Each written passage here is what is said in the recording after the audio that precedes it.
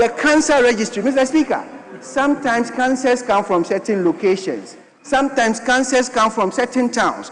If you have a cancer registry, then you can tell that cancer A most likely is coming from Nanton. Cancer B most likely is coming from Tano. If that is the case, can we go back and see what are the risk factors in these areas, Mr. Speaker? This is the holistic approach that this government is taking. And what is the whole reason? It is for us to achieve what we call universal health coverage, which says that nobody, no Ghanaian, no individual should be denied of health care, irrespective of what? Your distance, religious, or tribal affiliation. Mr. Speaker, before I take my seat, there's this impression that has been created that Kolebu just got a mere 1 million, and then just 248,000 was paid. We are saying that today, four patients who otherwise had no hope, who otherwise would have been on TV and the whole world telling them, there's a Momo number, pay this to me. 4 of them have benefited. Those 4 families are thankful that their worries, their woes have been taken over by the Ghana Medical Trust Fund. Again, the Ghana Medical Trust Fund, Mr. Speaker, is retooling our health facilities. In the fight of cancer, diagnostics is very essential. If you don't have a mammography machine, how are you going to be screening for your breast cancer? If you don't have an MRI, if you don't have a PET scan, how are you going to manage your cancer patient? That is what Ghana Medical Trust Fund is doing. That is why we say that in Ghana Medical Trust Fund, truly Mahama cares. Mr. Speaker, thank you very much for the opportunity.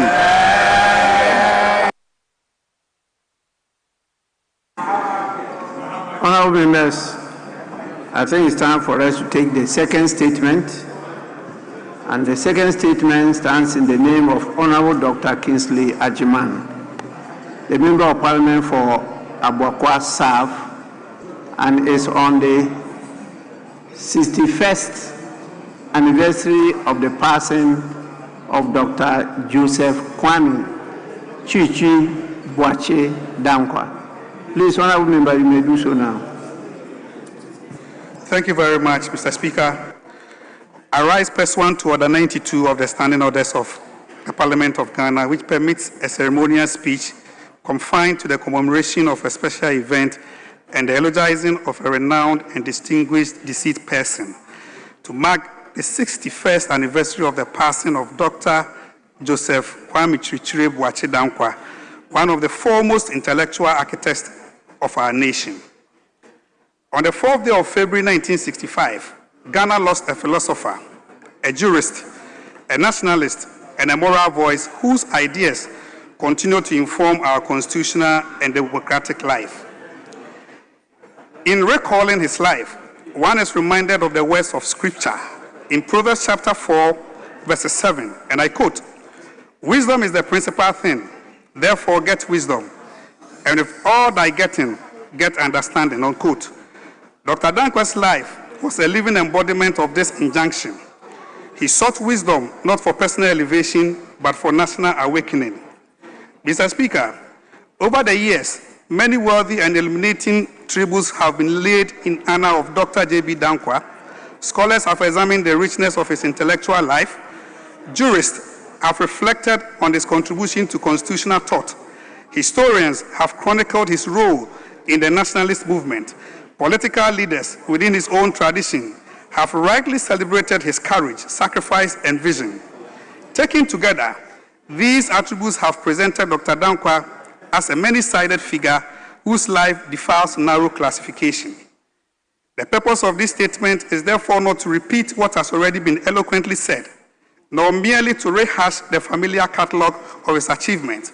Rather, the distinct thrust of my intervention this afternoon is to focus attention on a more exacting and, I submit, more compelling measure of Dr. Dankwa's national stature: the manner in which he has been eulogized, acknowledged, and intellectually engaged by those who did not share his political ideology, and in some instances stood in firm opposition to it. It is on this basis, Mr. Speaker, which this statement proceeds to examine selected reflections and assessment of Dr. Dankwa by persons and traditions that did not align with his political worldview. In doing so, I seek to establish beyond sentiment and beyond party that Dr. Dankwa stands as an undisputed national figure whose legacy belongs to the entire Republic and not to any single political inheritance. It is in this spirit that this House is invited to reflect. Mr. Speaker, few testimonies concerning parliamentary excellence carry greater institutional authority than those of a clerk of parliament. In this regard, the reflections of Mr. K.B. Ayensu, clerk of the National Assembly from 1955 to 1966, remain compelling. Writing in Echoes from the Past, timeless tributes to J.B. Dankwa in 1967, Mr. Ayensu observed, and I quote, "After Dankwa had left the parliamentary scene, slowly but inevitably, the rot set in. The proceedings began to acquire a certain element of insipid farce. Many in the House privately wished for a return to the Dankwa days," unquote. Mr. Speaker, professional institutions whose legacy, whose legitimacy rests on neutrality have equally affirmed his legacy. In 2025, the Ghana Bar Association publicly reiterated that, and I quote, "Dr. J.B. Dankwa's role in Ghana's struggle for independence remains unparalleled," unquote. The association recalled his leadership in the Aborigines Rights Protection Society, which successfully resisted colonial attempts to expropriate Ghanaian land, and noted that this early activism marked the beginning of a sustained legal struggle against colonial injustice.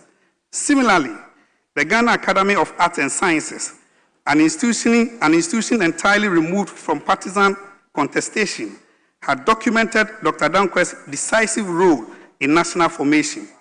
The Academy recalls his instrumental contribution to the Barnes Constitution of 1946, his foundation membership of the United Gold Coast Convention in 1947, and his description by the Wharton Commission as the doyen of Gold Coast politics.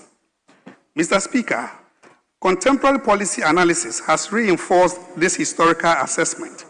In 2025, African Leadership and Policy for Humanitarian Action, AFA, a Pan-African think tank, stated that the history of Ghana and Africa will be incomplete without recognizing Dr. Dankwa's contribution to the constitutional development and democratic consolidation. Mr. Speaker, perhaps most persuasive for this House are the voices captured in our own parliamentary Hansard, spoken by honorable members from across the political divide. On 5th February 2022, Honorable Roxanne Nelson Eche-Dafiamakpo, now Majority Chief Whip, stated on the floor of this House that although Dr. Dankwa lost elections and came into conflict with the security apparatus of the state, and I quote, "his contributions and criticism of the government," unquote, "were significant," and that he was a towering figure of legal mind. On that basis, Mr. Speaker, at his instance, this House observed a minute's silence in honor of Dr. J.B. Dankwa, a solemn act that speaks profoundly to bipartisan respect. On Tuesday, 4th February 2025, Honorable Mahama Ayariga, Majority Leader, in contributing to a statement moved by my good self, reminded the House, and I quote directly from Hansa, "You cannot write the history of this country without recognizing the contributions of J.B. Dankwa," unquote. He further drew attention to Dr. Dankwa's enduring scholarly legacy in Akan customary law, noting the continued relevance in legal education.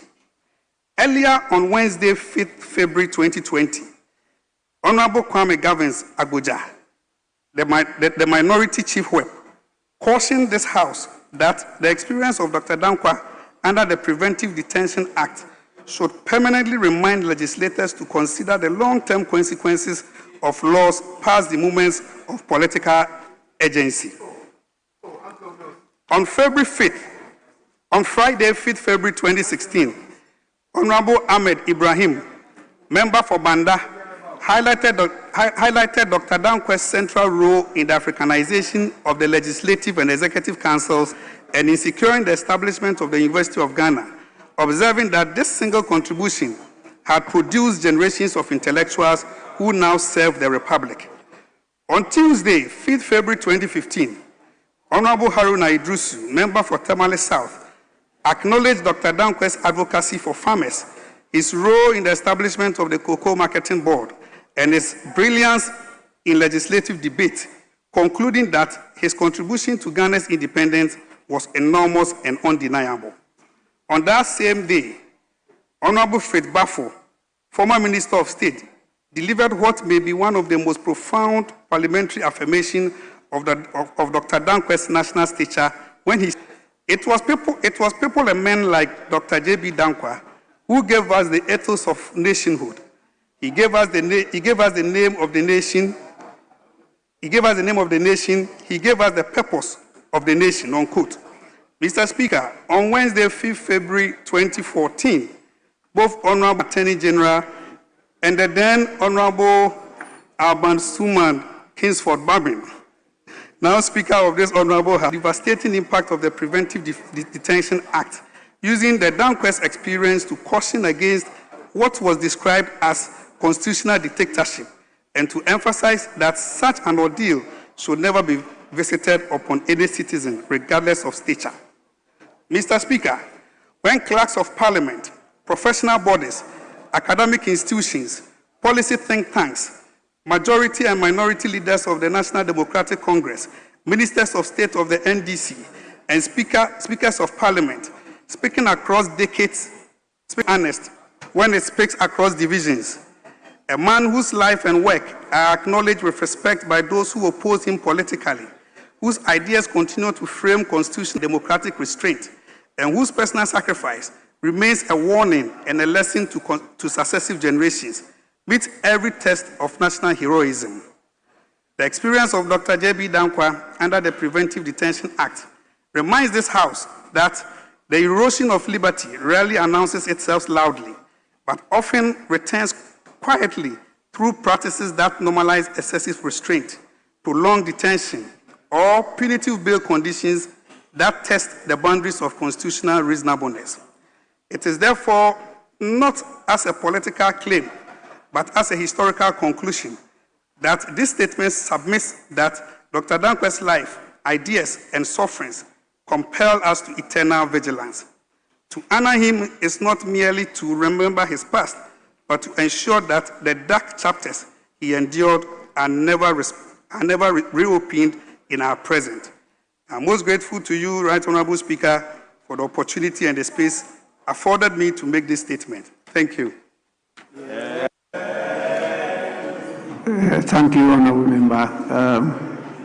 It's now for the House to comment on. Yes, the lady. Thank you, Mr. Speaker, for the opportunity to comment on the contribution by the Honorable Member for Ebuakwa South.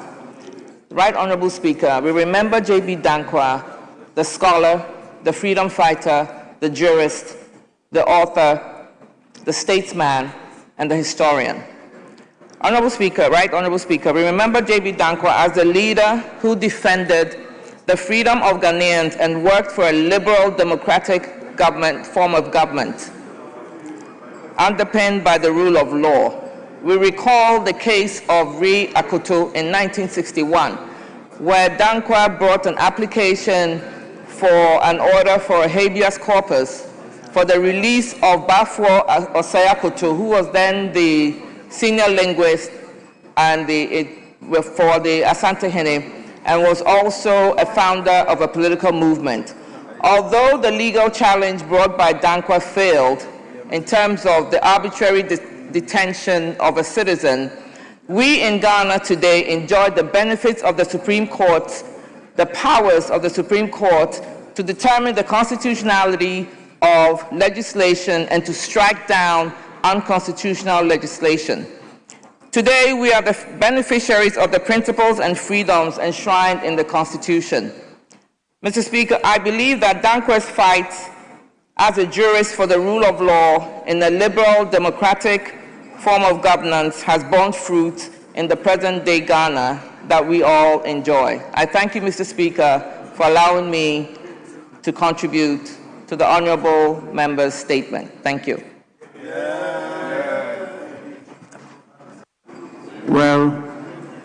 Yes. Honorable Member. Mr. Speaker, thank you very much. Mr. Speaker, being the MP for Menchia South, where Nana Bafo Akutu was a constituent and one of the founding fathers of our political tradition, it would be unfair to the memory of J.B. Dankwa if I don't contribute to the statement. In fact, Mr. Speaker, it is also on record that the foremost constituent of Menchia South, Utumfo Osetutu II, has also acknowledged that J.B. Dankwa was also the lawyer for Nana Se Oseajimai Prempeh II. And so, Mr. Speaker, very respectfully, being their MP, it is only fair that on this day I add my voice to the comments so far made. Mr. Speaker, history should unite us as a country rather than divide us. It is important that as a nation, we acknowledge each other's contribution to the development of this country rather than berate it. It does appear that oftentimes in our debates as to who contributed to the independence of this country, we want to berate others and then emphasize the importance of the roles of others. Mr. Speaker, if for nothing, today, Chapter 5 of the 1992 Constitution, Chapter 5 of the 1992 Constitution, Mr. Speaker, on the fundamental human rights of the people of this country, traces its source to the argument J.B. Dankwa made in his habeas corpus application for Bafo Akutu, an important member of a deceased important member of my constituency. Mr. Speaker, on that score alone, Mr. Speaker, if for nothing, we cannot overlook J.B. Dankwa's contribution. And on this occasion, on behalf of the people of Menchia South, Mr. Speaker, we do acknowledge the importance of the role of J.B. Dankwa. And I do commend my brother from Chebi, also a very important traditional political seat, Mr. Speaker, for the statement so far made. Thank you very much, Mr. Speaker.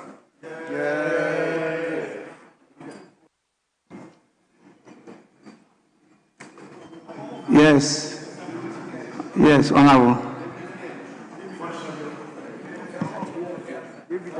Yeah. Thank you very much, Right Honourable Speaker, for the opportunity to contribute to this very important statement commemorating the passing of Dr. J.B. Dankwa. Mr. Speaker, ably made by my good honourable brother, the Member of Parliament for Abuakwa South. Mr. Speaker, celebrating one of our historic forebears and one of the historic figures of our country, Mr. Speaker, does not in itself amount to diminishing or belittling the contribution of other great leaders. Mr. Speaker, it is in this spirit that I believe that it's fitting that this House is paying such tribute to the memory and work of Dr. J.B. Dankwa. Mr. Speaker, Dr. J.B. Dankwa's legacy cuts across various spheres of our national life. It cuts across politics, it cuts across the development of our national economy, the arts center, history, academia, intellectualism, and many more. Mr. Speaker, indeed, J.B. Dankwa, Mr. Speaker, as far back as 1946, was one of the key driving figures for the Benz Constitution of our country, Mr. Speaker, which some pundits have argued as the fulcrum or the pillar on which our independence struggle was fought. Mr. Speaker, in the formation of the United Gold Coast Convention on 4th August 1947, J.B. Dankwa, Mr. Speaker, and his colleagues advocated for political pluralism, they advocated for the respect for human rights, they advocated for democratic accountability. Mr. Speaker, they stood against the one-party state. Mr. Speaker, today, if you want to appreciate the legacy and memory of Dr. J.B. Dankwa, Mr. Speaker, look no further. Just take a look at our national constitution, specifically Article 3(1) of our national constitution, where the framers of our national constitution, in responding to the efforts made by the likes of J.B. Dankwa against one-party state, have expressly prohibited the establishment of a one-party state. That is very much part of the legacy of J.B. Dankwa. Mr. Speaker, in the case of Riakoto and 7 others, which continues to be a locus classicus, when it comes to the right to fair trial, Mr. Speaker, and when it comes to the right of all citizens not to be condemned and not to be sentenced and not to be detained without a fair trial. This Riakoto and 7 others, Mr. Speaker, anybody who's had the privilege of passing through the law school would have come across it, and it continues to be a locus classicus. Mr. Speaker, J.B. Dankwa's work, indeed, when he got into the Legislative Council of our country, was described, Mr. Speaker, by the Watson Commission as, and I quote, the doyen of Gold Coast politics, end quote, where he spoke extensively and advocated extensively for the Ghana which is being modeled today. Mr. Speaker, at the time, it was not fashionable. The Ghana of rule of law, the Ghana of respect for human rights, the Ghana of democratic accountability, the Ghana of individual rights and individual liberties, as well as individual enterprise, Mr. Speaker. At the time when J.B. Dankwa made this case before the Watson Commission, that was not fashionable. But today, that is the Ghana that has been constructed.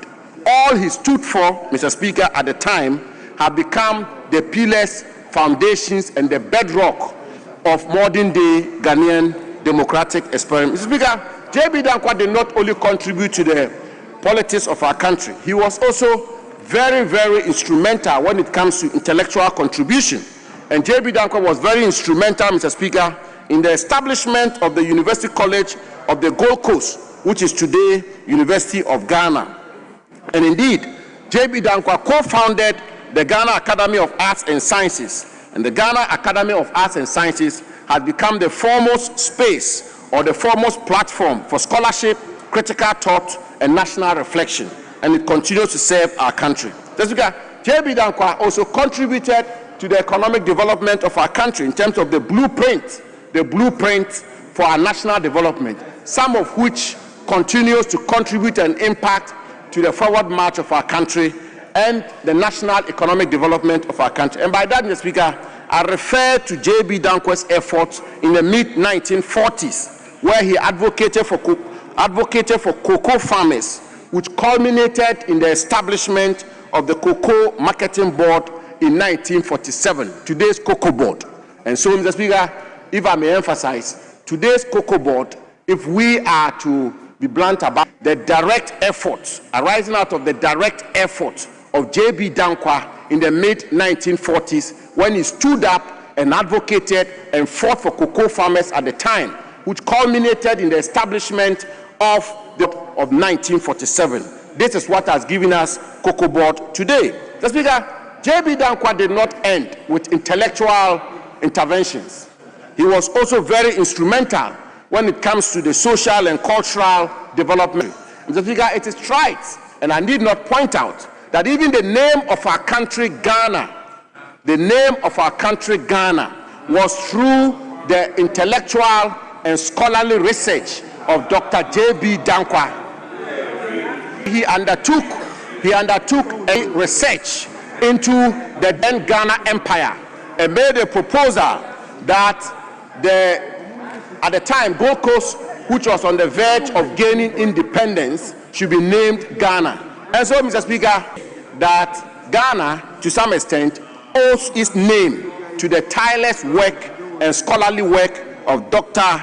J.B. Dankwa. Mr. Speaker, I want to conclude by saying that if there was one legacy which stands in the name of Dr. J.B. Dankwa, Mr. Speaker, I will say that that legacy is today's Ghana. Honourable member, if you want to continue, The first deputy speaker will take the chair, and then you.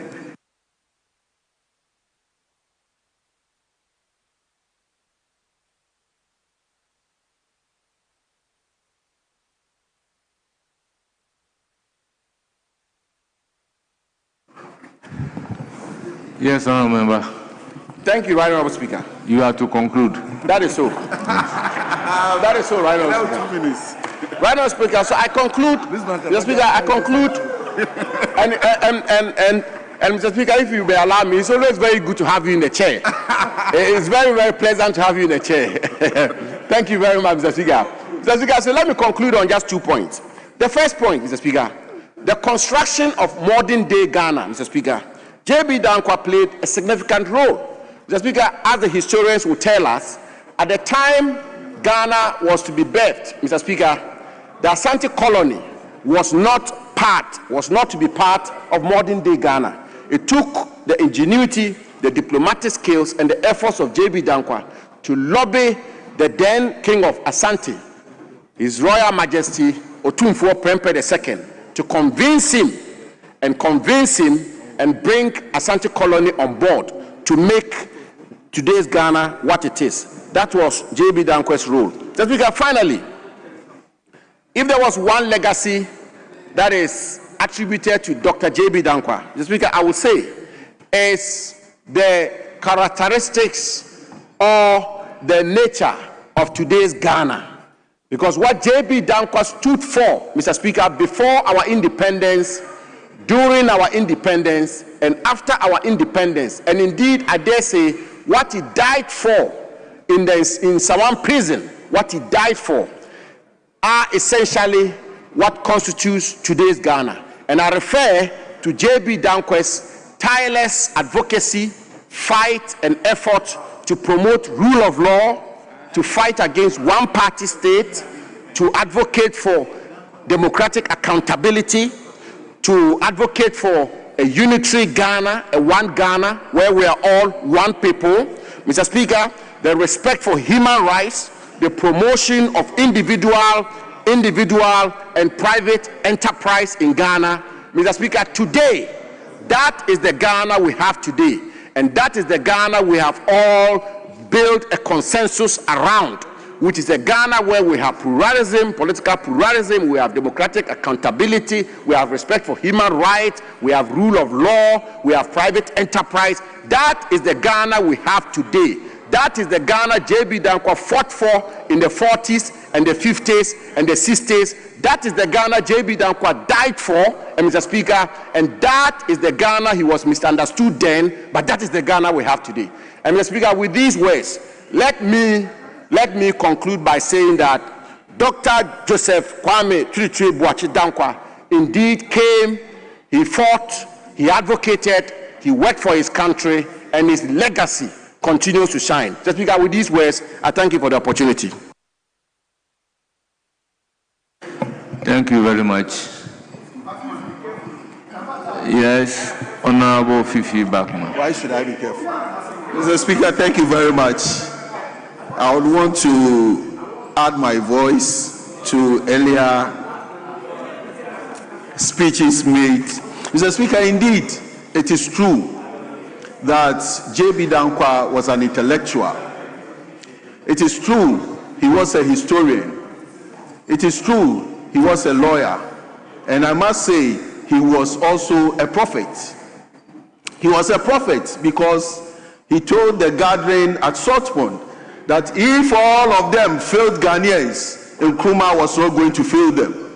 And indeed, when they failed Ghanaians, Nkrumah stood up and saved Ghana.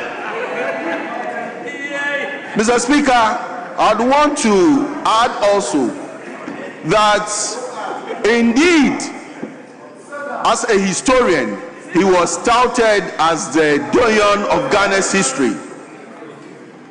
J.B. Dankwa, indeed, before parting ways with Nkrumah ideologically, came out with the name Ghana, which was adopted, which is true, because he traced Ghana from the ancient Ghana Empire. And that was what they were all thinking about until they fell apart. So, with the characteristics that Ghana had with the ancient empire, Ghana was, or this current Ghana was named Ghana because of what he proposed. But as I said, Mr. Speaker, we have come this far by the struggles of our leaders, and it should dawn on us that we should not only cherish people according to their political sides, but whoever contributes to the betterment and to the upliftment of this nation, we should celebrate that person. And on that score, that I support the celebration of J.B. Dankwa. But Mr. Speaker, the UGCC, the United Gold Coast Convention, there was this gentleman called Pa Grant, who was the financier of UGCC. He is an Nzima, somebody from Sekendi, who has to also be celebrated. So I would call upon my brothers that even as they celebrate J.B. Dankwa, even as they celebrate people that they cherish, they should also celebrate United Gold Coast Convention's financier, who was Dr. Pa Grant. Thank you very much, Mr. Speaker.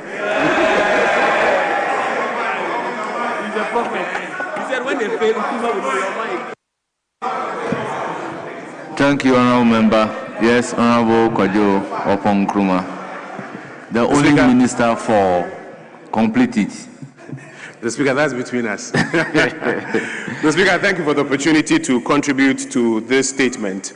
And I want to join in commending the Member of Parliament for Ibuakwa South, the Honourable Kingsley Agyemang, for this commemorative statement. Indeed, himself and his predecessors have always reminded the nation and this House about the great work that Joseph Kwame Chirchue Boache Dankwa did for the Republic of Ghana and has contributed to our nation's progress. Mr. Speaker, I come from a cocoa growing village, Achimenyinase in the Ofuase Ayubi constituency. And on a day like this, as we commemorate the memory of J.B. Dankwa, for people in the cocoa industry, it invokes a lot of interesting memories. Because, Mr. Speaker, J.B. Dankwa contributed a lot to the growth of the cocoa industry in Ghana. It will be recalled, as has been mentioned by some of my colleagues earlier, that he was the chief advocate for the setting up of the Cocoa Marketing Board, an entity known today as Cocoa Board, responsible for organizing the framework around which the cocoa industry can be expanded, cocoa farmers can be supported. Today, at a time when cocoa farmers are weeping because of the difficulties that the sector and this institution is experiencing, the work that J.B. Dankwa and people like him did in times past comes into stark focus. You will recall that around the 1940s, he was again one of the strongest voices that the LBCs, or the local buying companies, should not be made up of foreigners. It should be local companies, local individuals responsible for leading the exercise of buying cocoa from our cocoa farmers. Indeed, when the colonial government wanted to introduce a program to cut down cocoa trees because of the swollen shoots around the time, he was one of the strongest voices who was advocating that alternative methods should be employed. When it came to education, he was one of the strong voices advocating that funding from cocoa be made available for the establishment of some of our universities. And indeed, it went further to influence the provision of cocoa scholarships to the sons and daughters of cocoa farmers. Today, Mr. Speaker, as we commemorate his memory and his work and his contribution to the cocoa industry, for the many in the cocoa enclaves, there is worry that all this great work that was laid out there by people like J.B. Dankwa is now coming to naught. As for months, cocoa that has been grown and harvested through the toil and sweat of our farmers is not even being paid for. by Cocoa Board and the LBCs that are out there. And so, Mr. Speaker, we should not only just celebrate and commemorate his memory, the necessary steps that should be taken to ensure that true life is given to the things that he advocated for must be put in place. Mr. Speaker, I thank you for the opportunity to have contributed to this work.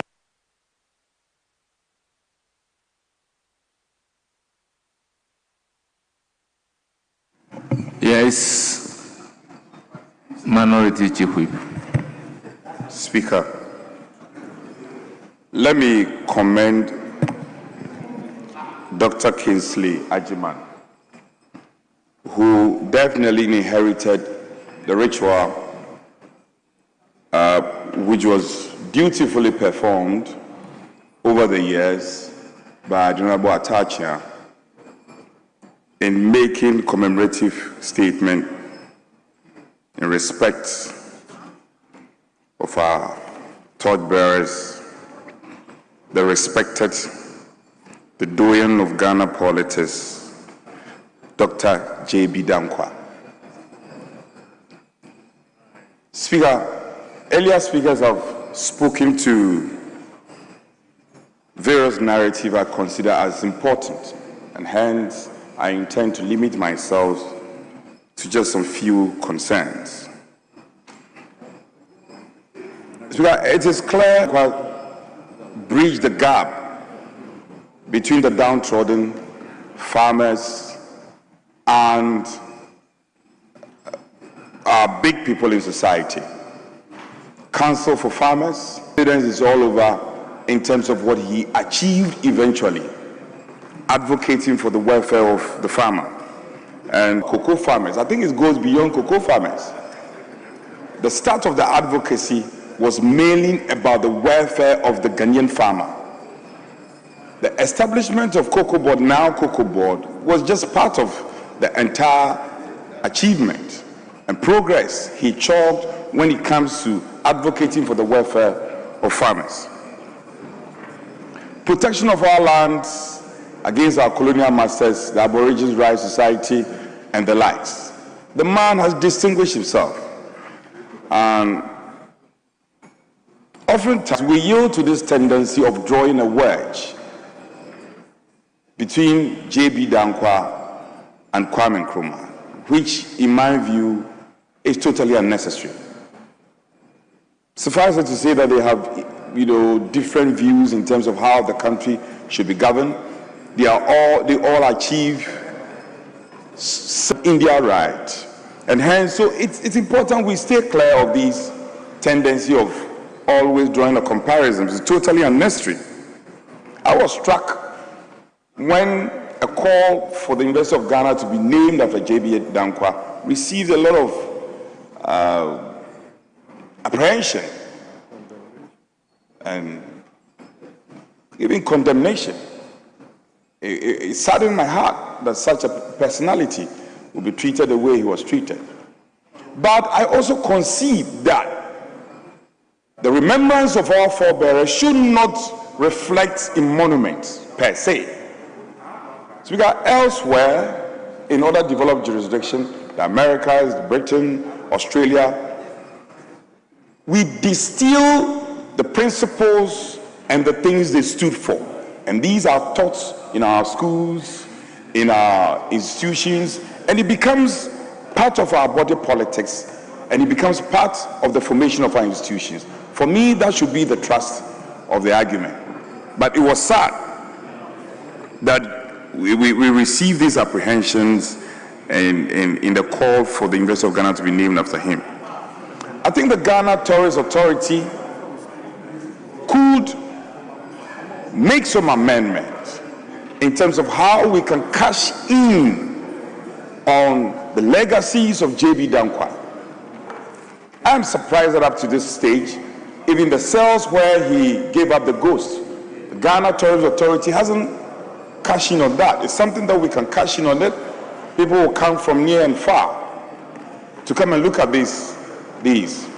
Where he was buried, it has to be developed, the Ghana Tourist Authority, and it will become a point of attraction.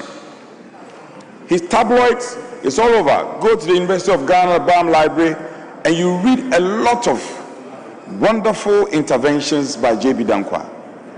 But I think that we need to, the remembrance of such a personality should rather be a binding force that will unite us as a country.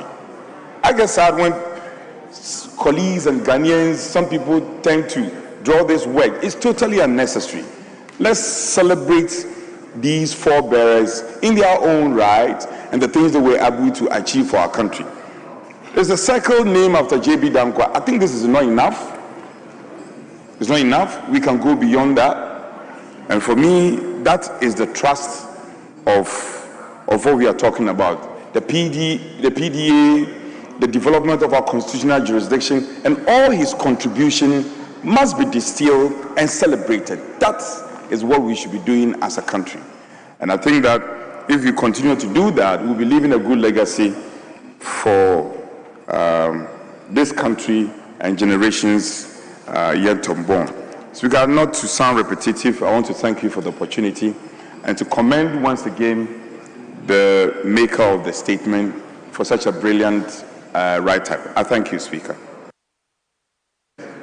Thank you very much, honorable members. Statement time is ended. Majority Leader, any indication?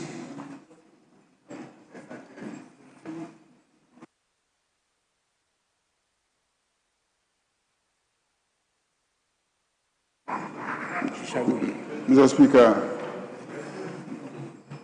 whether I want to contribute to the commemorative statement. Statement time is ended. Okay. Mr. Speaker, I mean, for so many years I've had this lecture in this chamber. I think I'm well schooled, so I won't say much.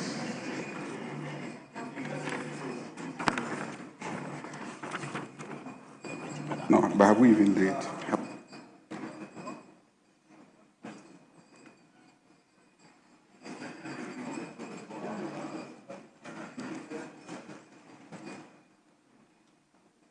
Mr. Speaker, I think we'll take item 7A, a number of papers that need to be laid. Very well. Yes, Minority Chief Whip. Speaker, would the leader come clear? Is he laying all the items advertised under 7A, or there are specific ones he wished to lay? Mr. Speaker, it is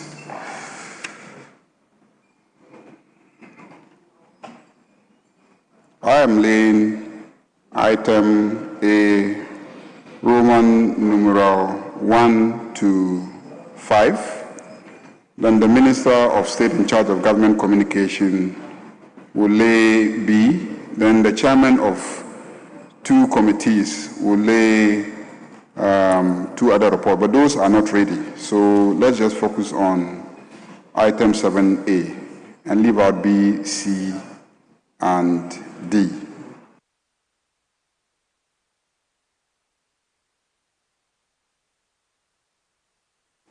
Honourable members, at commencement of public business, presentation of papers, item number 7A by Majority Leader. Report of the Auditor General on the statement of the foreign exchange receipts and payments of the Bank of Ghana BOG for the half year ended 30th June 2025. Honourable members, report has been duly presented. It is referred to the Public Accounts Committee for consideration and reports. Yes. AII. Medium-term National Development Policy Framework 2025 to 2029.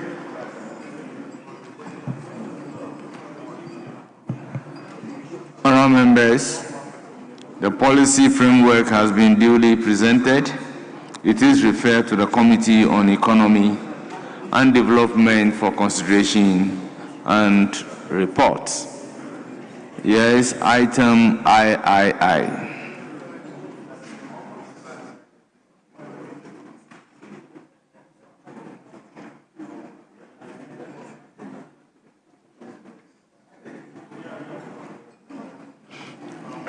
The Coordinated Program of Economic and Social Development Policies 2025 to 2029. Honourable members, the coordinated program has been duly presented and it is referred to the Committee on Economy and Development for consideration and reports. Item numbered IV.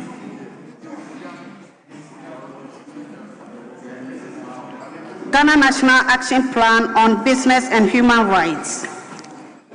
Honourable members, the Ghana National Action Plan on Business and Human Rights have been duly presented and it is referred to the Committee on Economy and Development for consideration and report. Item numbered V.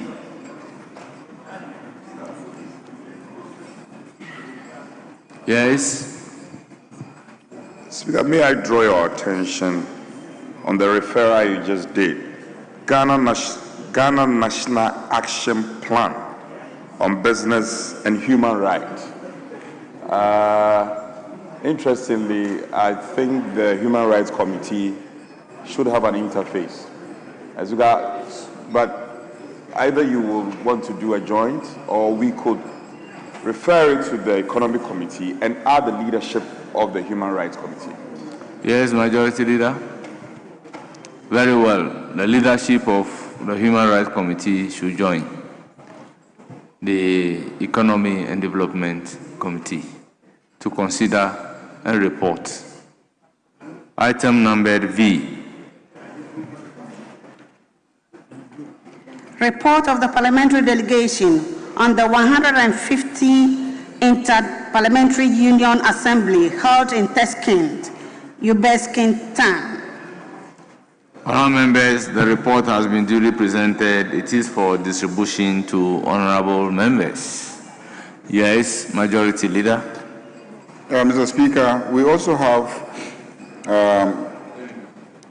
order paper addendum and something that Honourable Kojo Opon Nkrumah has been advocating, and we have so dutifully listened and responded to him.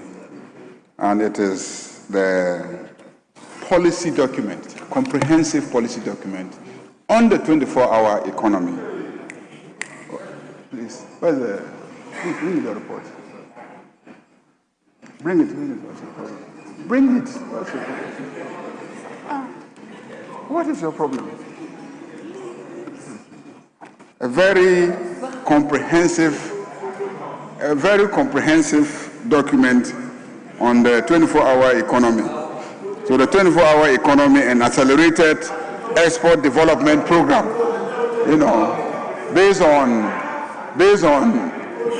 a request that has been made by my friends in the minority. And so, Mr. Speaker, the object of the order paper addendum is to create space for this report to be laid so that it can be shared among members of the House. So, Mr. Speaker, with your kind permission, if we could go to order paper addendum, item number 1A, Mr. Speaker. Minority Chief.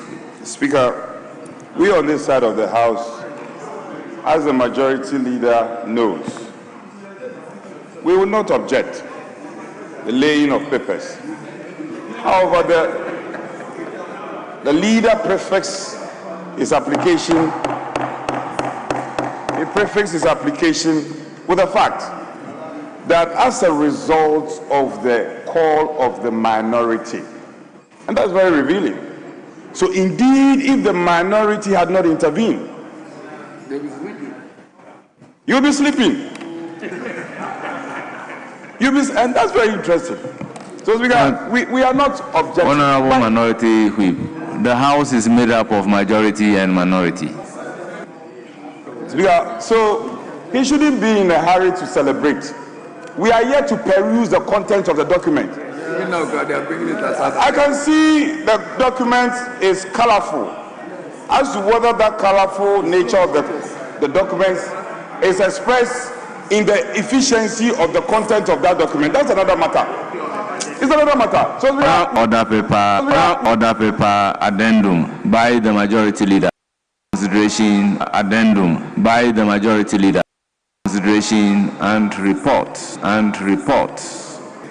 Yes, majority.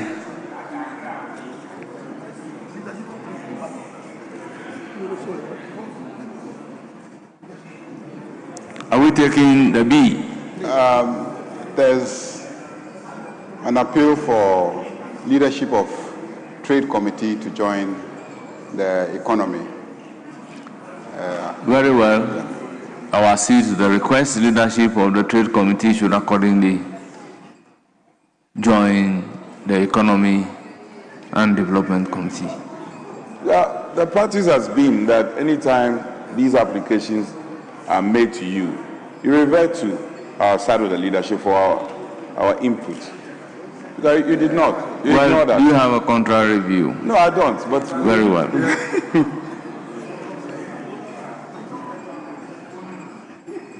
Yes. Do we take item 1B? Yes, Mr. Speaker. Mr. Speaker, item 1B is the report of the Committee on Constitutional and Legal Affairs on the 24-hour Economy Authority Bill.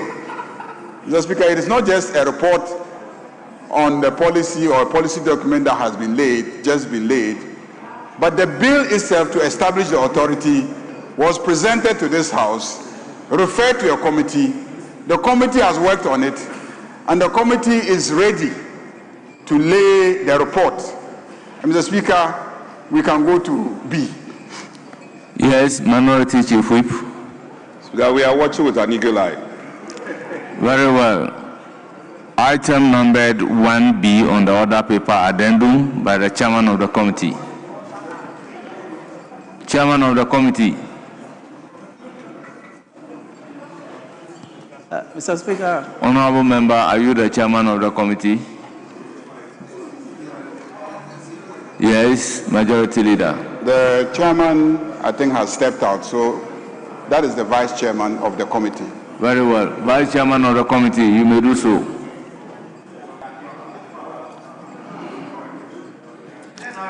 Thank you very much. Report of the Committee on Constitutional and Legal Affairs on the 24-Hour Economy Authority Bill 2025. Honourable members, the report has been duly presented. It is for distribution to honourable members. Yes, Majority Leader, an indication. Yeah, Mr. Speaker, I don't think we have any further business for the day. Chairman is not there.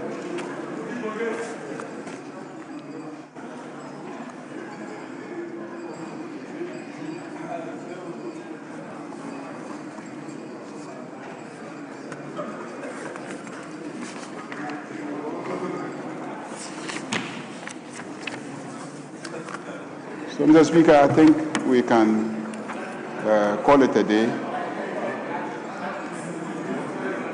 Pardon? Yes, Minority Chief Whip. Speaker, the Leader of the House a while ago made an application that we should draw the curtains. Just to remind the Leader of the House, you just laid a bill on 24-hour economy. Besides the point, Speaker, we started sitting at 2. We have businesses scheduled on the order paper. Why do you want to run and go home? Speaker, for instance, we have the report of the Committee of Independent Constitutional Bodies. Their work is done. Their report is ready. Report of the Committee of Security and Intelligence on Security and Intelligence Agencies Bill. Their report is done. Second consideration. You want to run and go home, yet you have laid a bill on 24-hour economy. What is that? We are not going home. We want to work. We want to work. We have done how many hours? Just 2 hours. Speaker, we are opposed. We are opposed to going home. Why? You have done just 2 hours and you want to run home. Speaker, Ghanaians are watching you. You have laid a 24-hour economy bill and you only work for 2 hours today. You have work scheduled and it's outstanding. You want to run home. How ironical. Speaker, we are opposed to any application for adjournment. Honorable Minority Leader, Minority Chief Whip, I beg to differ. The 24-hour economy bill has been laid long ago. What has been presented for distribution is a report of the committee. So to say that you have just laid the 24-hour economy bill for all intent and purposes, with all due respect, cannot be correct.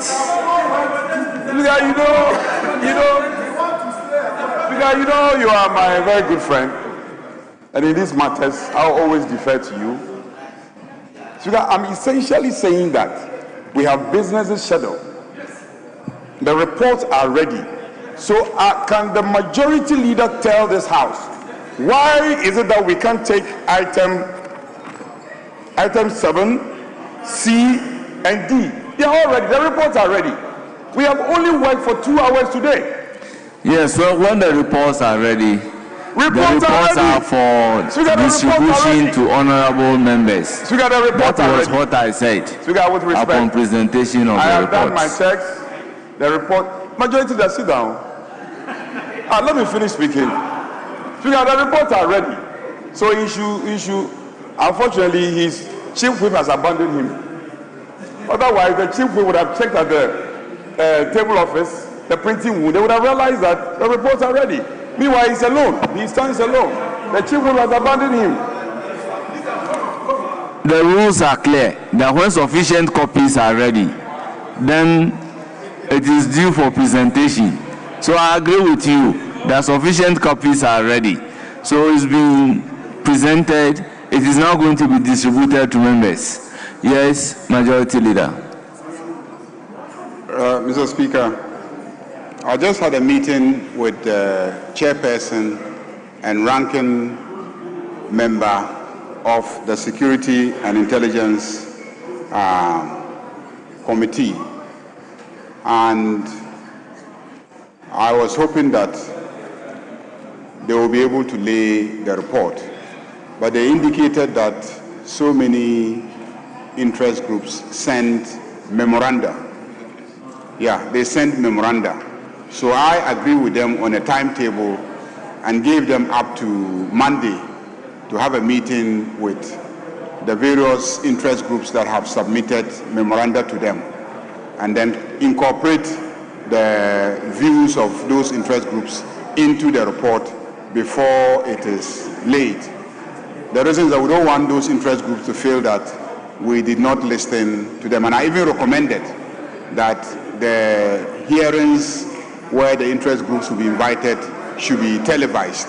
So the report is technically not fully ready. That's why I'm not asking for the laying of the report. If you actually want, I can lay D.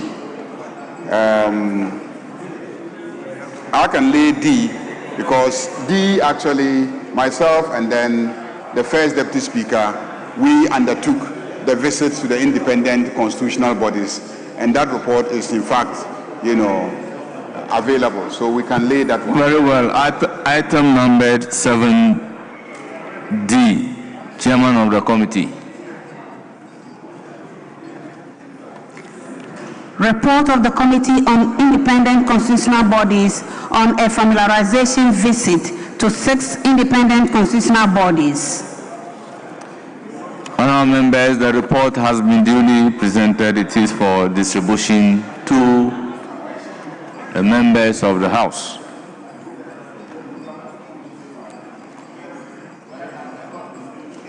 Mr. Speaker, I move that this House adjourns to 2 p.m. tomorrow, 2 p.m. in the afternoon tomorrow. Honourable members, motion move for adjournment. Any seconder? Mr. Speaker,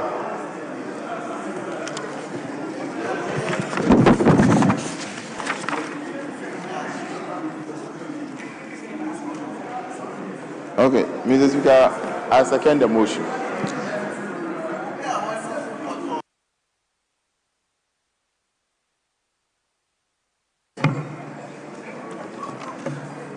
Members, before working on the motion, let me crave your indulgence to announce the presence of visitors from South Korea, members of the Korean Industrial Center.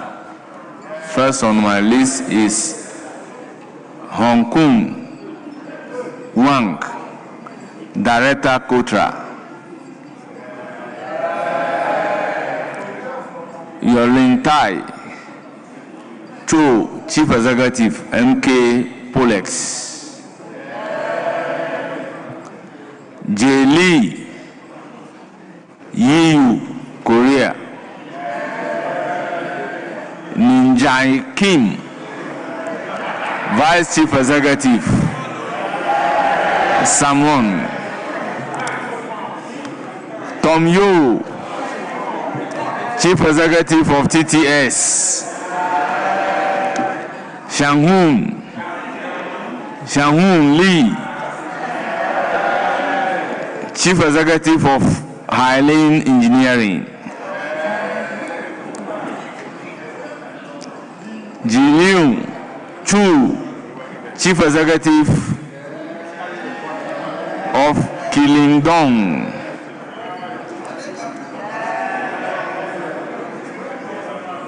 Last on my list is Yuan An, Chief Executive of SIDA.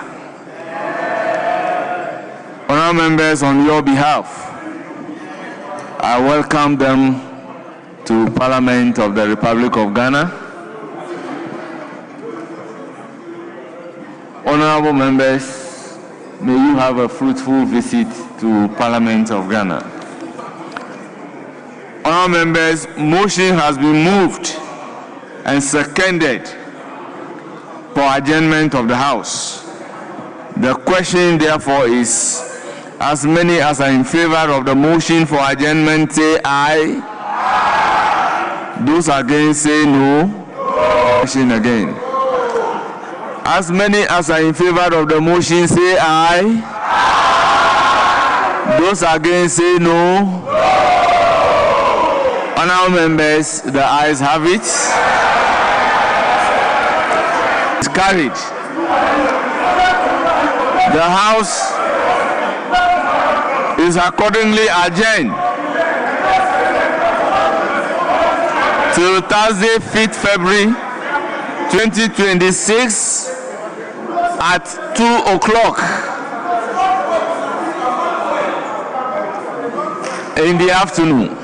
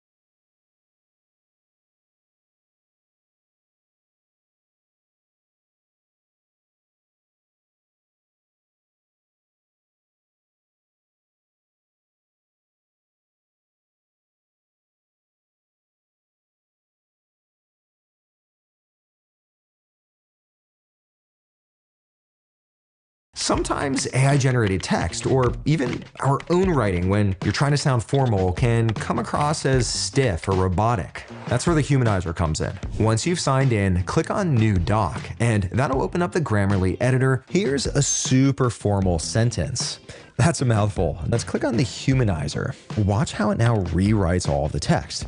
Instead of sounding like a press release, it now sounds like something that's much friendlier, much more natural, and it matches the kind of voice you'd actually want to send customers of a cookie company. So let's click on accept, and there it rewrites my text.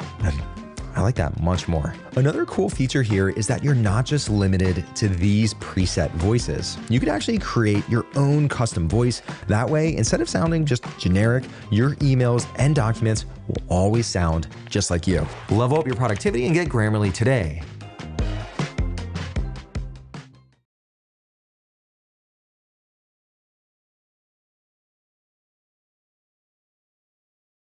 Historian, you can name it, yes.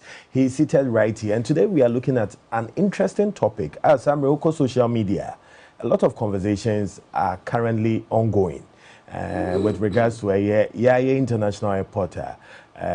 Among for a Kotoka International Airport. So we'll do a brief history, ask some questions regarding that. But Mamima lawyer Akwaba, lawyer noche, Pacho, Mpacho Mejo Super. All right. And then you share a Kotoka International Airport here. You share the history of the airport. No, acquire as far as we be dino a Kotoka International Airport. Okay, the history behind it, and say, airport, during the Second World War, and Britain for and I say, English for a D and so, here, say, omu a Adebia, your friend, Air Force Base. Right. Tinay Airport, Air Force Base. Air Force Base. Base near Bibika, Chese, Soja for it to me landeho. Just a base. It is a sebu. Maybe any panel say a day plane na diko ni krum near the two helicopter moi. And so many base beer. To me, Alandeho, a nubina, womu a year.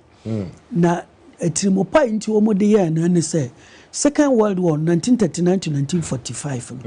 No more years I sent 10 to me send these soldiers. At the Germany, Omo Koko and Tokwa. Today, he has a British Army near Royal Air Force, Eddie Omu base bar. So much you soldier for Echo, Sergeant Ajete Muna, the one Omo Ekokuye. Now, Namasumo Omu see the 37th military hospital. I use spray procedures, I do Omu Bebao. Right, and which is now 37 military hospital. Nabako Semeni. Into Omu Yeno, and I'm Cromasu Bedia Kunya 1951. T52 no obey Prime Minister, and no who say Enche or Beji full independence. And I join us or back Crevias in Nabaha. Send your beya, Titru be my reps in a beban. Yeah, or back conscientize one. None near Esiwa no muso to me. Aqua Yebi, Ewo, Omu Ekrum.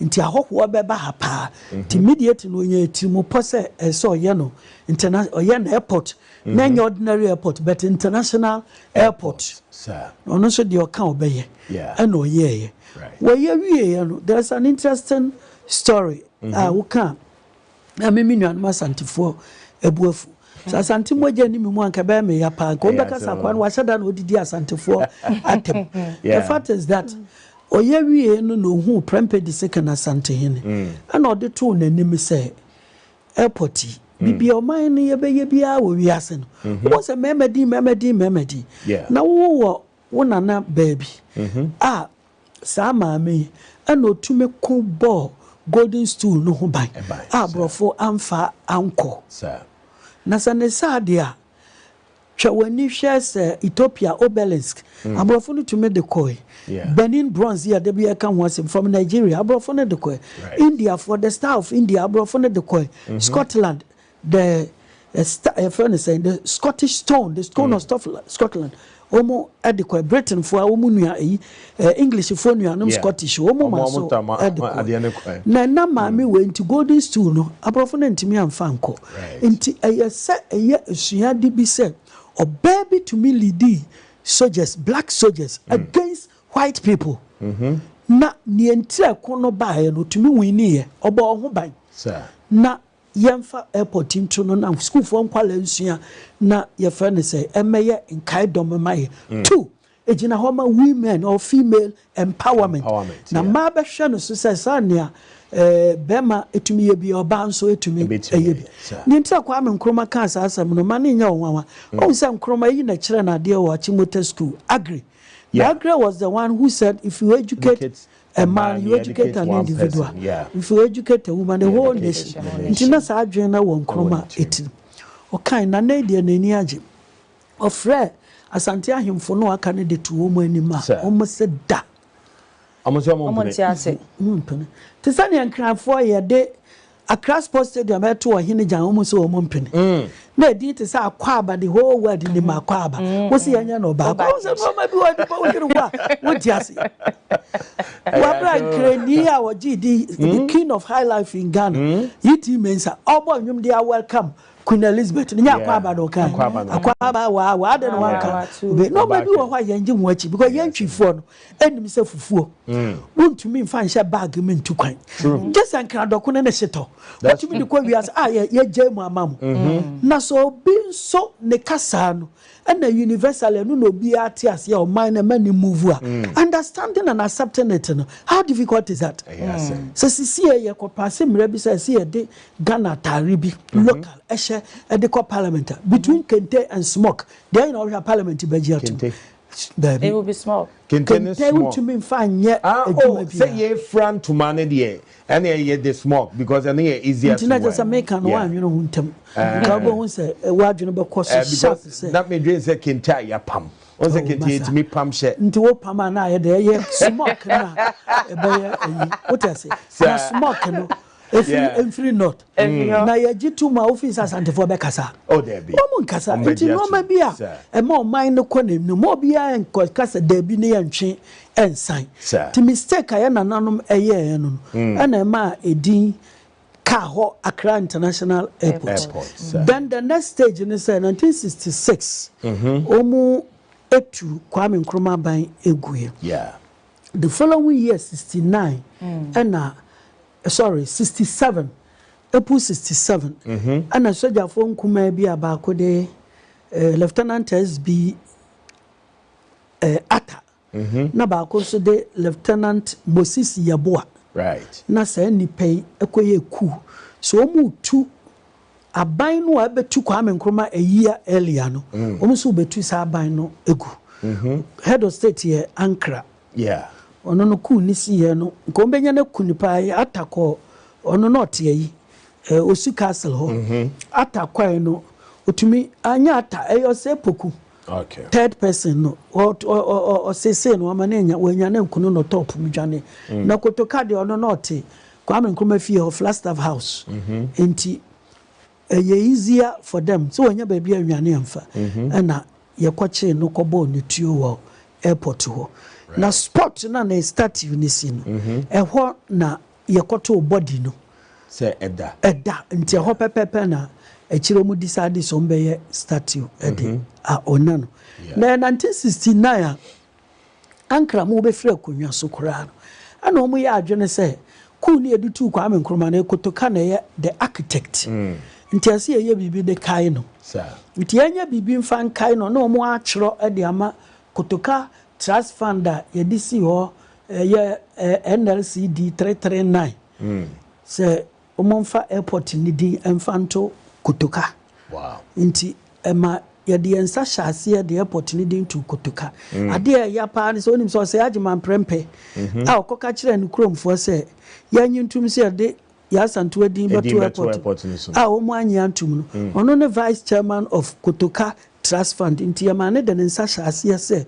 ogitum se emfanto kotoka umisa sa ne nkrofo ni gitu mu a anka it would have been and walk down kwa station be something for no something de bend kotoko paf ye di matem santi just no kura wa me enka o and ye na me from so me enka nti de bia ye prezi ye what you say na sa na nyame ni ye tia nka wi ase nka bako nani why we make a mistake so now no aha na me fa ya metehwe ye no ti ma me fa ha bio ma me nkonko fa si na no na ebu be se dua ananse edi ewuo no ne bante kuma nkoye de wonto ne kata enkoda ase ye nananom aneka ntade ntina the same nananom eye mfomoso wa yenka ne yemfa nsere ye hu de we me yenko hobium na me gidi se no mom de asantefo ate ase ye pa because time aban ka se ode Kumasi airport your friend is saying Kumasi Sports Stadium de to Baba Yara is ceremony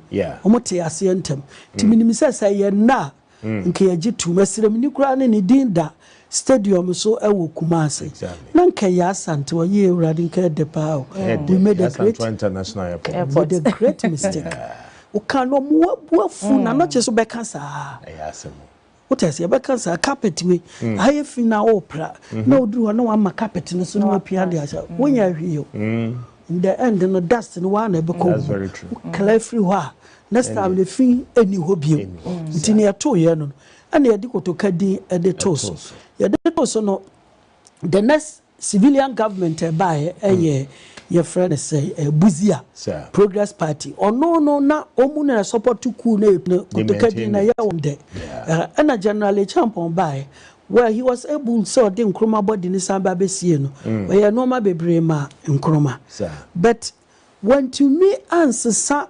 airport ni din national airport or kwame nkroma airport or ya santua na ya me wan pa because ono so don nkroma che obi a we be digana so bia and na nkroma din a na da UST so University of Science and Technology na KMUST and so went to me answer by na obabeye wow and na Rollins so ehun say obi efra brochop so obehwe Kwame Nkrumah namu no but I didn't know village ni krom na Rollins ko yi ba ya obabeye mausoleum no aha na kofo bae ono so don Nkrumah pa pipi sa mate omo etu Nkrumah no on the tradition the hona ewo intino oya ye babo na chi sa na ye quiet nipa nka fofia nto atentra nka obeye ne atamels wanche ana ne ba mahama aba Rollins dia no so ma menka se ba bia no fini nti wontimi nye so kotoka free ono ane kotoka free afia danyiba because o mo do wo party ko mba ha ne ye pa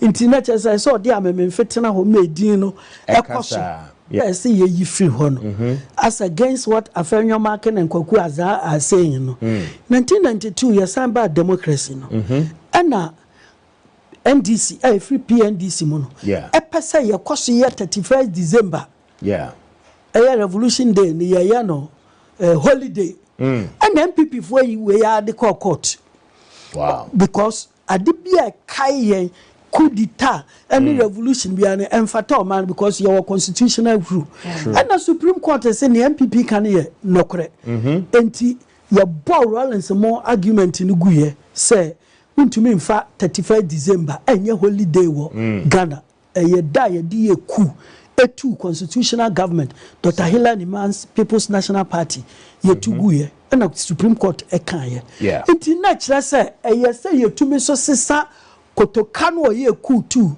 constitutional government ni din free airport no so tia enti from 92 ani yentimi anya eno nkyere se wiase akona wi enti entimi enye enti se mahama ayarga move sa motion no say as parliament egitum ko move ayegitum say yi president mahama aye ni yi NDC fo aye kanfo won basically ne say ade na omu ye no omu World Bank any Volta region ana obi bia baby awufi no so onwu sa wodehye bi na de ne din ato ade bi so a enka ba ya wode that's true nti whether you support Kotoka or not once say woni ne free kuro ba so eye wode and ye free one so a ebe how eti mahama and NDC fo nim say in election no ebe tuma how but wo mo dwene wo man no ho more than election no that is why we should praise them. Right. That's why we should praise them. And the reason why we should condemn MPP for not supporting this in 1992, when I'm on the 31st December, issue 92, 93, when they call court to say your constitutional rule there 31st December, and yes, your holiday, our Ghana. Right. What I say, now your bogu, your Supreme Court to bogu mao. Na ena adrunia, I say, will be our year coup to a bank CSA. Ye yi different wa they also want to ase na masa say what tu kwan ade a ayro ho pa na say woni obi tena kam titiro obi ofri another African country na plane ni besi from ni ya announcement say ba Kotoka International Airport fasten your seat belt na ni porte won China episode what is the name Kotoka na say open trobitwa because we cannot say Africa's greatest politician. I see the whole millennium. The past 1,000 years. 1,000 years I had the ketua. Na 10 okrati say na. Yeah. 1,000 and zeros in here me and say. Yes, sir. Was the greatest black person. The previous 1,000 years. Mandela kan ho Kwame Nkrumah Konfanoche kan ho say tutu kan ho Kofi Annan kan ho Rollins kan ho Ofo Abonye kan ho Obia e kan ho once say we skin here tuntu. You see the greatest of them all any Kwame Nkrumah. And yet Ghana for you know a BBC listener's choice. Asking questions from the youth. No be a 1972. Near the year 2000, the whole world don't say Papa no the fatano. Many potu na bangu no ne status when the day edda so masa na nyachi wade. But above all else no. For as long as a dino edda so no. O chira nkwala e wo school say omu wie school eba omu me kosoja no omu metu abangu na utu abangu aye di udin ba to o man meja pade kase bi you be honored. You have summarized it for me. What you say and into Russia for the year 1991-92 communism eto form timono agibia no Soviet revolution no hono almost said in ebi ne edin na ye Leningrad. Me a name after revolution leader no Lenin. And a Russian parliament is most son and tentem. Into assigned the din call back St. Petersburg. Wow. And Lenin Muno ya say Jesus Christ school for quality ska share a woman press ya naba a fresh. From 1920 something a year ABC 90s early 90s. Right. And Russia for say revolution days are over. You can't go see body no. Any universities almost see any street honor revolution for the coup makers in a yes son in a minute. And a call back to a.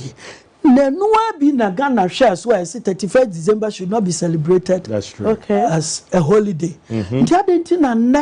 Because a young sister, what do you say politics? It's not political. It's not. Because I'm a baba baller. Yeah. Me did this or better he base Ronaldo. That's the Dipele Kudus. Yeah.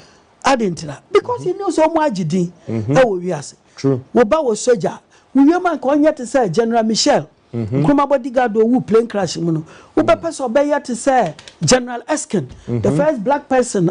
Yes, soldier new or head UN troops. Our Palestine. What you say? Obepe dinbi. Owo ba opese ode no to wona na bi a obebe si fie e de ma ebusuan no. Right. Na wona na bi o sha akomfo. Wo ba de ato. Wona na bi asabe. Yese na na we na akola bi a wadi 6 years o kwa 6 wo de wo ba beto no. Nti ade nti na se de airport tu kotoka.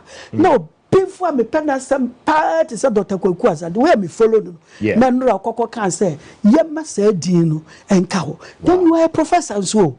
Na bisa wo say what is the academic justification? Na a friend is a minority leader. All because we are minority now we are MPP ninti. What's the way into now we have is a 92. 31st December case no. Right. We party na de court. We have is a fanyo maken. Windiba Junction one roundabout no. I fanyo na ye Kwame Nkrumah o chia JB dan kwansem. Na nrana ya kansem we parliament na we say wonyintu. Sometimes ya crofo na ya ma politics high empower. Wanwa na yeah, share the spiritual implications because edimbi to say kutuka the airport so what kind of spiritual implications na at the Brahman Ghana maya enye ye nyina sade no nome o nome if he say abrofo no ba Ghana number 2 o man din Gold Coast no gold mpa hada de omuhwe mpa hoda right and Kwame Nkrumah nso esesa edin no edin of fire no Ghana the first black empire. The first black empire was from the Western Sudan. Ghana Empire. 2, Ghana Ejina Homa the warrior king. 3, Ghana Ejina Homa the land of black people. 4, Ghana Ejina Homa the land of gold. Yeah. And say ye young kwala no ye kire God bless our homeland Ghana wo primary school na teacher ni no to no bo a kire the reason why you fail in Ghana no you are inspired na eneyala ye bo national anthem no na wotia na wo sheki baby afele be wo biara minister Nyankopon obehira no forever and ever wotia se na sa Ghana we say na nipa no oje edisi ho ema ye no na koye bibi te say wo ma me ne first born na bia wantumi anko school enu rechidi na wo no turu wusa hohuru wo ba bia na newa ko school we a news reader we a lawyer we a nurse or teacher we so on we ru ba bia wo dun to de nanim betwitwi for my no me ma cause ono no twa esa no ma wunya mu efa ya wo so wo bae into spiritually no ehaye and above it na ewo Bible also because even the book of I think the Revelation is Daniel was say and when you see the abomination of desolation standing at the holy place abomination of desolation standing at the holy place baby a holy place biano yemfa abominable thing and fancy ho now the airport is the holy place a sacred place for this nation no bia okoye ekunkum nipa tu aban eguye ma o mine sign nachi na hwe ne e bata won kra so no 3 years na NLC babedi yeso no moment to me and see estate kwa me nkruma nya ne ba estate ana mo de ba akoma kotoka yire moment see airport kwa me nkruma airport ana mo de kotoka di edito so na se ye wuni e ho se ne ye nananum se ye ho me ye gu nsa no a wo fi se prempe di second o wasamando a o man we ebe ya ne de ewo ne aye ne ho wo fi se kwa me nkruma ye wuni e ho ebe ya ne de enya ne de da kofi anan mo ne ade enyom de even young musicians say abe omo bobo currencies omo to me be say in an interview say ya na omo nan for free Nigeria Kenya and Africa ebisa omo say didn't in the airport near friend kotoka because o man no omo free mu ba no international airport ni na ya the two first president nice Kenyatta International Airport Hofu Abonye International Airport your friend is say baby Mandela International baby baby yeah, they are to father of the nation, father of the nation, father of the nation. Yeah, they are to. Enti or what go back Ghana, Nimisa Ghana, no, the founder, the father, the freedom father, Kwame Nkrumah. N'airport na kwa ye nipa foforo and you say ye nipa o ye bibi papa sene Nkrumah. That's true. That should be the mindset. And you can't explain it. And it's difficult to explain. It's difficult to explain. It's very, very difficult to explain. Enti mpacho ni akoso enano. First of all, I say that President Mahama and in the NDC because they are doing it at a risk of losing an election in a particular region, and it is a fact because I mean so Kwame Kotoka free Mikrum, and they did that's why I'm proud of him so free Mikrum, and I just one day many kwati and see a DNA from naturally and yamede. No moment as some tears say, chichiri or mine, and yametrab de chichiri. Intino election a better how 1 year. Na mintin I say a bon a bason. Yeah, that's it. Risking it all. Wow. It was here. Dr. Yao Anoche Frempon and a Chichim Komoya, but you didn't come on BC. I'll come back to him. Do just 1 minute so that we wrap up on this conversation. It's been an exciting conversation, an eye opener, especially for people who didn't know who Kotoka really was. Indeed, lawyer.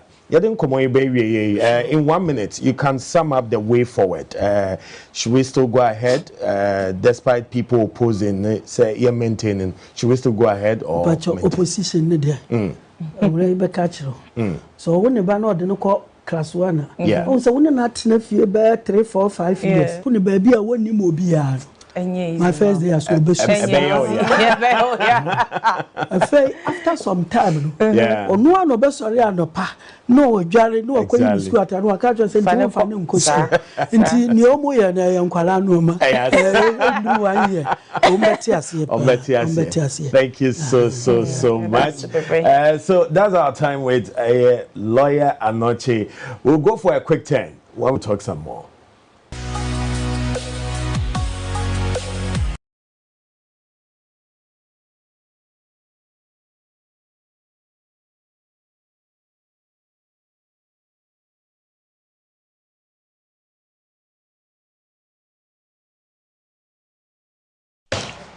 Always matter is back to the front burner again.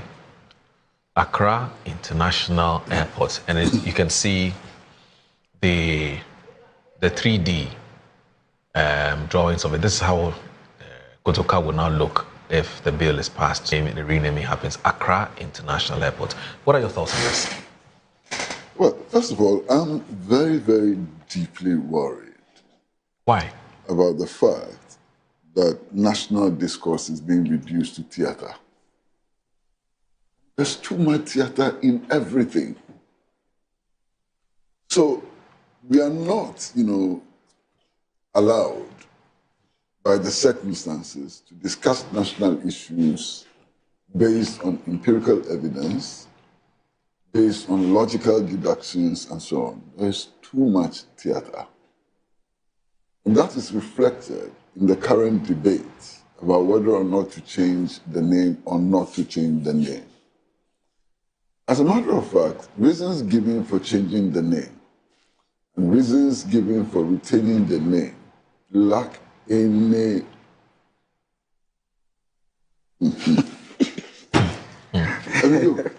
they lack any substance. Let me be mild. Let me be diplomatic. Very mild. Okay. They lack any substance. Childish in the extreme. You understand? You have a majority leader announcing that the name of the airport is going to be changed. And the primary reason for changing the name of the airport is that it's located in Accra, and the land which was used for the construction of the airport was given by the people of Accra. By logical extension, thank you. Everything in Accra should be named Accra. Absolutely, Angwesi. You just made my day. By logical extension. You just made my day. I mean, unbelievable. You just made my day, Angwesi. Moro, is that how our leaders think? It's so very shocking. So by logical extension, if God chiefs give land for the construction of any and everything, it should be named Accra. And the naming of the airport as Kotoka International Airport is seen as a crime against gas. How? That's problematic. Then you move on to the minority leader. Oh my goodness. And he's even worse than the majority leader. His reason for opposing the change of name is that the name belongs to an Ewe or somebody from the Volta region.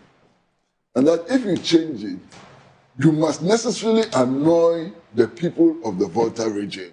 He reduces it to ethnicity, to some base, bigoted, nonsensical tribalism.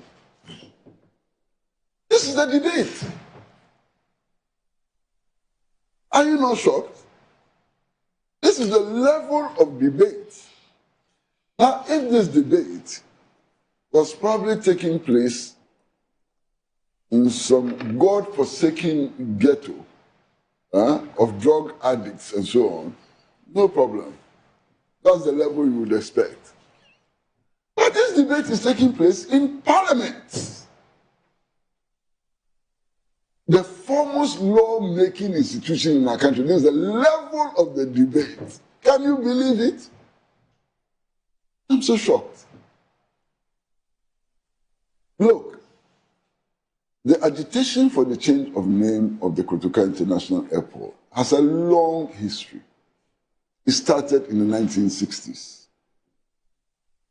And initially it was led by people like, Johnny Hansen, F.S. Hansen, Dr. Lutrot, and others.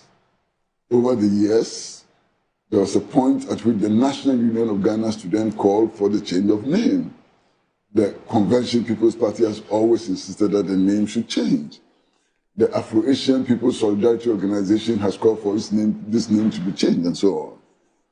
Indeed, there was one time when I listened to an international stand-up comedian make the point that Ghana is a very strange place, You fly to the airport, you arrive at the airport, and you are greeted with the name of Kotoka. who overthrew the Nkrumah government. And who stood for principles which were completely opposed to Augustino Neto's principles and so on. And then you drive through Augustino Neto Street and so on. I mean, he did such an excellent job, showed the contradictions, and so on. Now, I have always believed that the name of the airport needs to be changed, for good reason. One, the 1966 coup was planned, instigated, and carried out by the Central Intelligence Agency of the United States of America. No doubt at all about it. Indeed, the declassified documents of the CIA showed that very clearly. In fact, evidence provided by John Stockwell, who was one of the leading agents of the CIA, confirmed that. A book authored by Richard D. Mahoney, who was the son of the U.S. ambassador in Ghana at the time, confirms that, with documents and so on, confirms that. So there's no doubt at all that this coup was instigated, planned, and executed by the Central Intelligence Agency of the United States of America, using local agents, some of whose names have never been made public. You understand? Based on what I know, and I've done a lot of work on this matter, as a matter of fact, I interviewed A.K. Deku a few weeks before he died, and it's on tape. You can find it on YouTube and so on, his own confessions. The principal actor in organizing that coup was a Major Kwashi. How many people know this Major Kwashi? It wasn't Kutuka. It wasn't Afrifa. The principal actor was a Major Kwashi, who was resident at the 37 Military Hospital. Indeed, it was in his house that all these plans took place and so on. And in my interview with A.K. Deku, I asked him what he thought of Nkrumah. And A.K. Deku said in that interview that in his view, Nkrumah was the best president that Africa has ever had. This A.K. Deku was part of the conspiracy to overthrow the Nkrumah government. And you can refer to that. Then I asked him, so why then did you join the conspiracy to overthrow him? He said his life was at stake. And that if he had chickened out, he would have been murdered. By who? By the conspirators. He didn't have room to opt out. The tape is there, his own voice and so on. So it is clear that the 1966 coup was a foreign-inspired conspiracy against the interests of Ghana and Africa. There is no doubt at all about it. We need to read John Stockwell, we need to read Philip Agee, and so on. It's clear. Clear as daylight. Now, again, it is not in doubt that after the February 1966 coup, our development efforts suffered severely. And Ghana began to experience a downward, spiral in terms of our development and so on. There's no doubt at all. So do you honor this coup d'etat? Do you honor this conspiracy against the Ghanaian national interest? That's the point. That's the point, nothing more. Now, you have political parties which today claim that coup d'etats are an aberration, we should not encourage coup d'etats, and that under no circumstance should we tolerate coup d'etats. In fact, they argue that the worst multi-party democratic dispensation is better than a coup regime. That's the argument they put forward. I don't agree with them. I don't agree with them. Because I know that some governments which emerge from this multi-party democratic dispensation can be worse than military regimes. And I can give examples, okay? But that's not the point. That's another conversation. That's another conversation. Yeah. But if they insist that coup d'etats, by their very nature, are bad, are condemnable, should not be encouraged, and so on. How do you name the international airport, Ghana's biggest, most advanced airport, after a coup maker? How do you do that? You understand what I'm saying? Right. That's the point. How do you do that? Today, all of us, even including the right-wing elements in Parliament and outside Parliament and so on, at least pay lip service to Pan-Africanism. How do you honor somebody who staged a coup against the foremost advocate of Pan-Africanism in the world, and then proceeded to actually dismantle guerrilla camps which had been set up here to liberate African countries under the yoke of colonialism, capture their leaders, and send them back to the colonialists to be killed? How do you honor him? How do you honor him? How do you honor Emmanuel Kwesi Kotoka? And then this, and please, Moro, please, forgive my language. I've been struggling to find appropriate language. I cannot. Because the ethnic argument is so childish and backward, it's unbelievable. Why? That because he's Ever and he comes from the Volta region, if you change the name, the people of Ever as well will be angry. Where is this argument coming from? I know as a fact that after the 1966 coup, just bearing the name Fiawo was a problem. You wouldn't survive. Because one of the staunchest supporters of the Nkrumah government in the Kita area and so on was Fiawo. You understand? It was Fiawo. His children, I went to school with some of his children and so on. Just bearing the name Fiawo, spelled Kala. The numbers of people who were thrown into detention without trial and charge included others. I can mention a whole list of names. Excuse me. Sorry about that.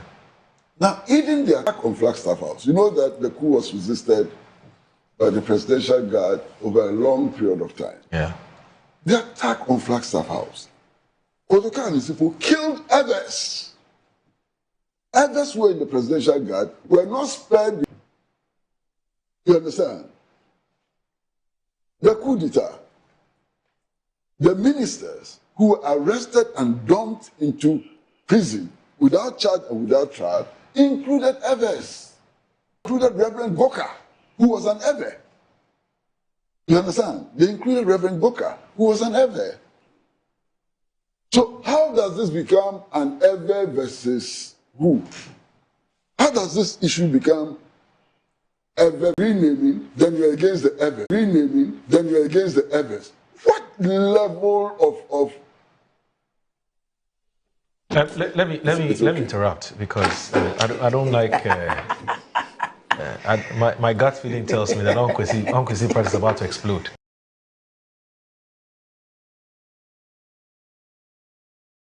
Honourable members, the motion has been moved. The chairman of the committee has also presented the committee's report. Pursuant to Standing Order 1 through 7, a full debate shall arise on the principles of the bill on the basis of the explanatory memorandum and the report of the committee. Honourable member, the floor is now open. Yes, Honourable Emmanuel Kwesi Bajra, MP for Ho West. Thank you, Mr. Speaker. Mr. Speaker, I rise to also support the motion and also support this report.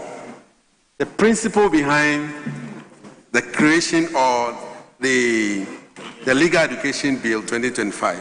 Mr. Speaker, for those of us who are not non-lawyers, who are desirous to become lawyers, Mr. Speaker, have this fear that after you've done even your PhD, you have to go back to the university to do your first degree, 3 years in law, after which you'll be admitted at Mokola, the so-called Mokola School of Law. And even that one, it is tedious.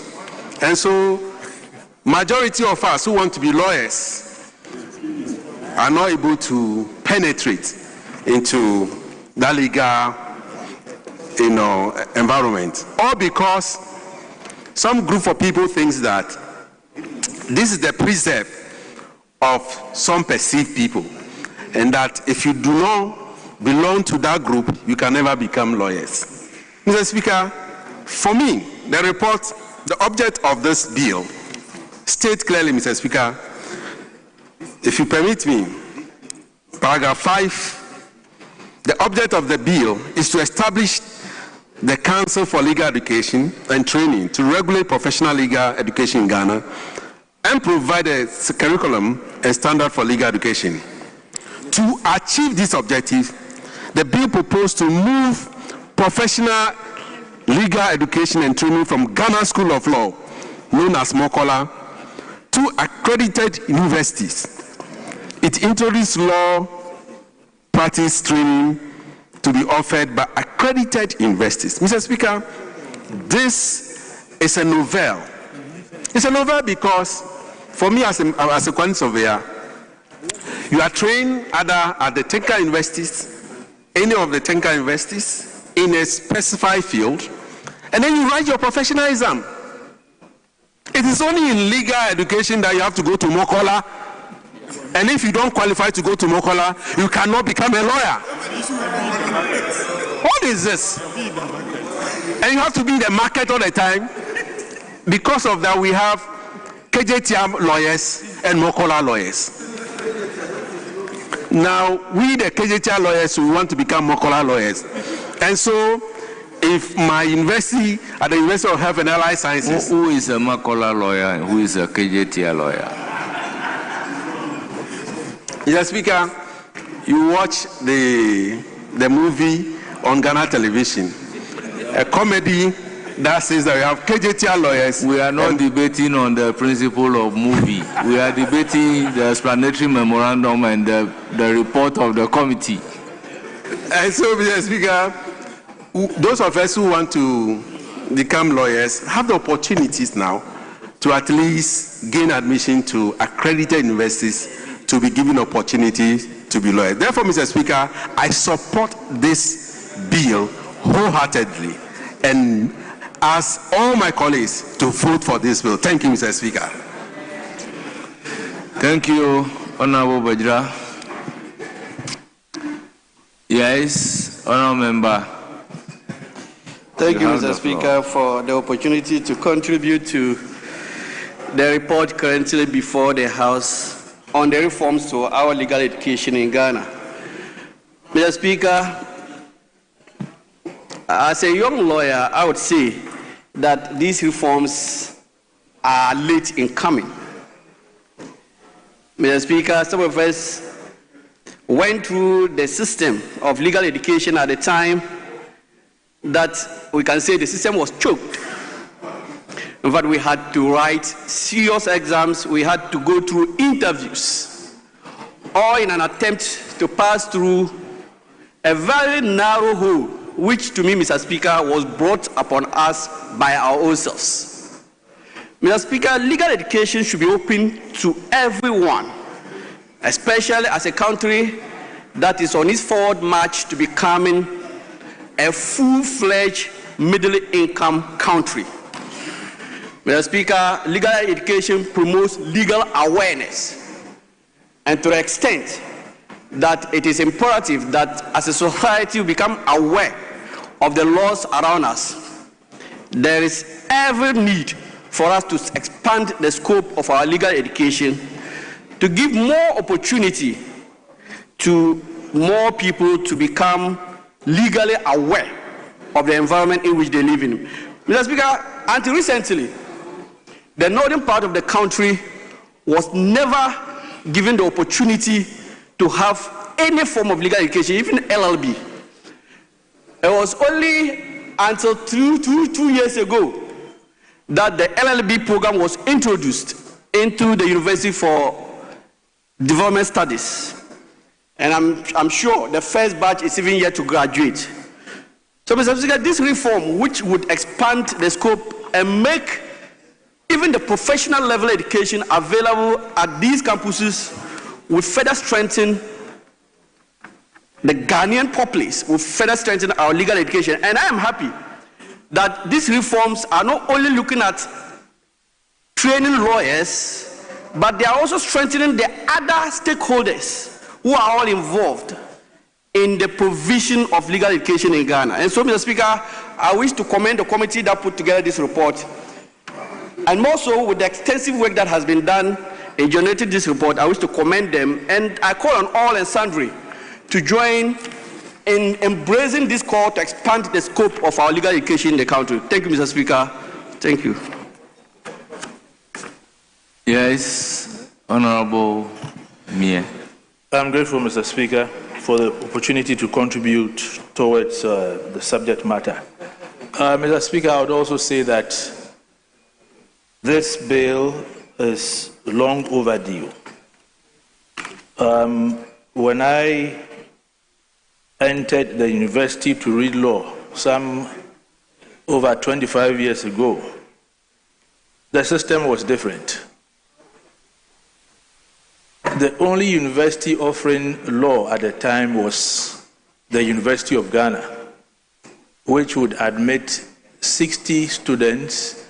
Then after what we used to call baptism by fire, that is the first university exams, there would be some sort of separation where the first 40 would read LLB and the next 20, making up the 60, would have a combination of law and some other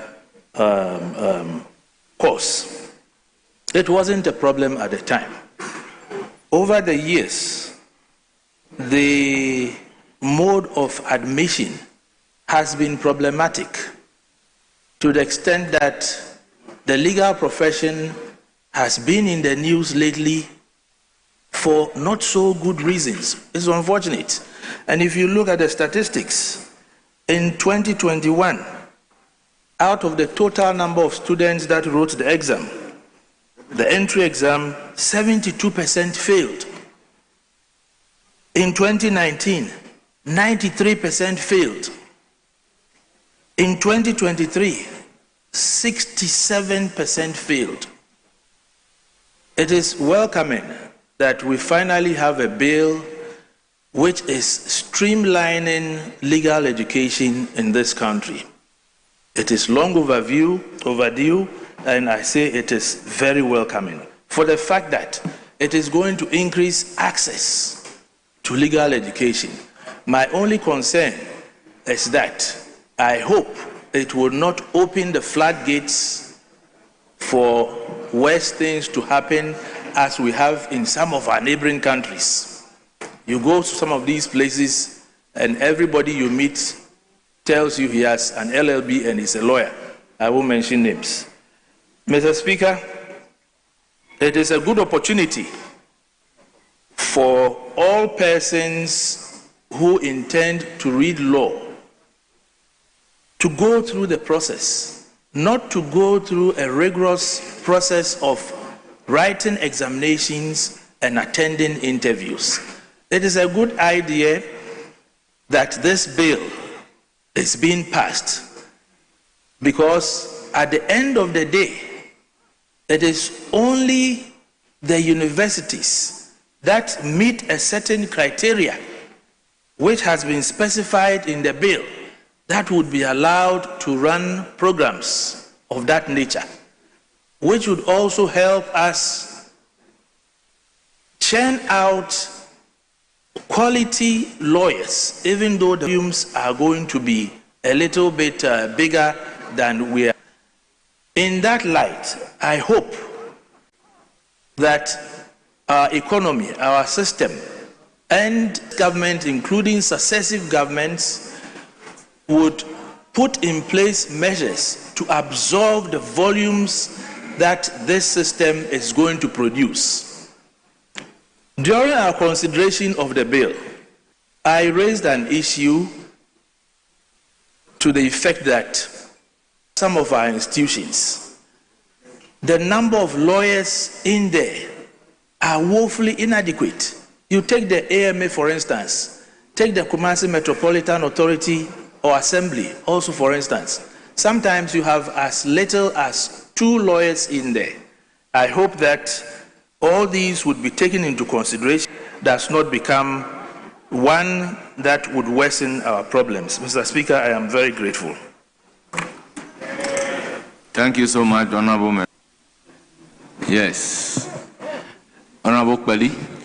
Thank you, Mr. Speaker, for this opportunity to add my voice to the report of the committee, and so doing, would I faithfully stand behind the legal education bill to say it's in the right direction.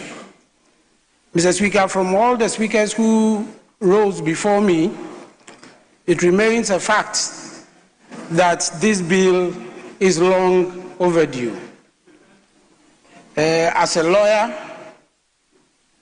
who acquired even my earlier legal education not in Ghana, have had some practice experiences outside Ghana, we have come to realize that the world has evolved beyond the static legal education that our common law fathers presented to us, may I say, the thereof, the thereafter, which has been handed over to us, for which even a lawyer-to-client ratio we have been unable to meet.